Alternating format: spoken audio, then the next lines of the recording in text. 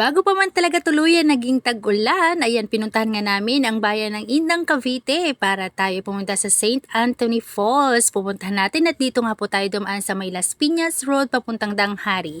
Madadaanan nga po natin itong Cavite State at dito na nga tayo finally sa may Indang Transport. So malapit na lang po yan at paparating na rin tayo ng St. Anthony Falls. Nabalitaan nga namin na napakaganda at napakalinaw ng tubig, bukod pa doon ay napakalamig ng tubig.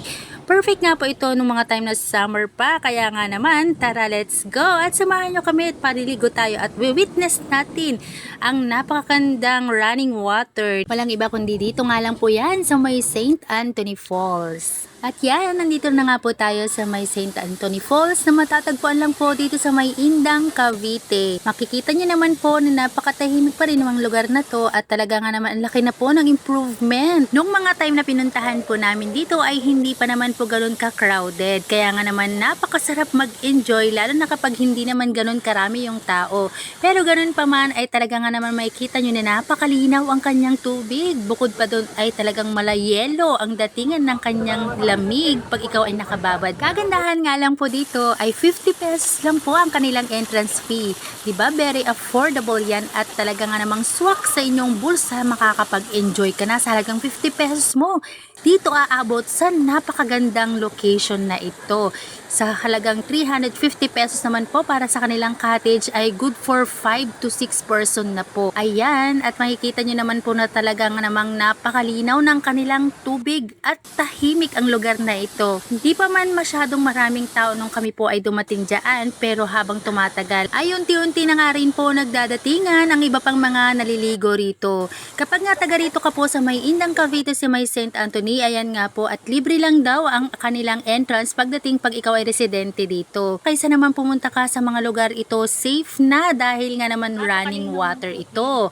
Wala rin yung chlorine at hindi mo mararamdaman na talagang summer sa lugar na ito dahil nga naman sa sobrang lamig ng tubig, ikaw na nga lang talaga ang sasuko dahil nga naman manginginig ka na lang talaga sa sobrang lamig. Almost 2 hours din po ang aming naging biyahe para makarating dito sa may Indang Cavite. At kung wala naman po kayong mga baon, ay mayroon din pong mga nagtitinda doon sa taas bago pa man po kayo makapasok dito.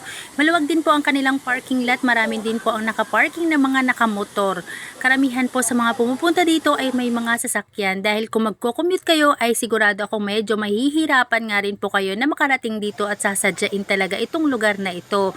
Pero pagdating nyo naman ay talaga nga namang mag-e-enjoy at sulit ang inyong pagpunta rito. Hanggang 5 PM nga po pala ang oras nila dito at bawal nga daw po mag-overnight dahil nga po napakadelikado dahil open cottage lang po yung kanilang mga cottage dito. Napakasarap nga naman talaga sa feeling na kahit papaano tayo ay paminsan-minsan nakakapag-relax din sa mga ganitong lugar dahil nga naman nakakagaan ng pakiramdam at nakakawala nga naman ng stress. Kahit nga nandito lang kami sa may mga bato na kaupo ay talagang ramdam ko na talagang kahit ako'y giniginaw na, although hindi pa man ako nagbababad sa tubig ay talaga nga namang napakalamig talaga. Medyo humahapon na nga rin talaga kaya nga naman naisipan namin na kahit papaano ay umahon na rin dahil nga naman sapat na siguro ang 3 hanggang 4 na oras naming pagbababad.